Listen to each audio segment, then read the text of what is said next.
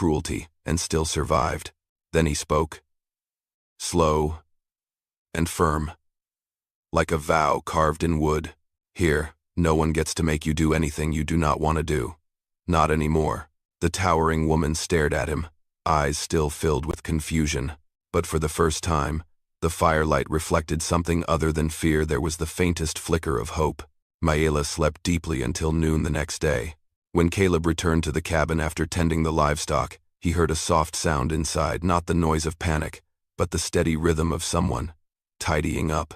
He opened the door and stopped in his tracks. The towering Apache woman was kneeling on one knee in front of the fireplace, her broad shoulders casting shadows against the wall. She was gathering splinters of wood, arranging them neatly.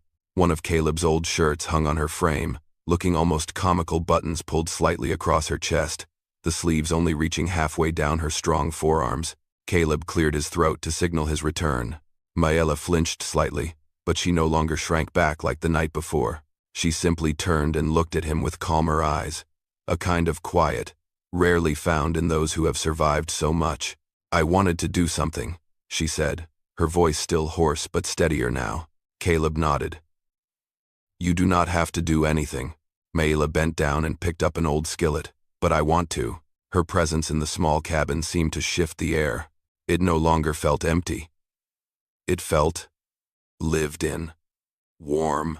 When Caleb stepped into the kitchen, he saw her stirring a simple pot of porridge. Her large arm moved with strength, but her hand stirred with surprising gentleness. "You should not be on your feet too long, your wounds. I have had worse," she replied, with a faint smile. "I do not go down easy." Caleb smiled back, something he rarely did. After lunch, she stepped out onto the porch, gazing across the wide open field. The wind blew through her thick black hair, pushing it to one side, revealing the marks on her neck where the rope had bruised her. "You live out here alone?" Mayela asked. "Yeah." "No wife? No children?"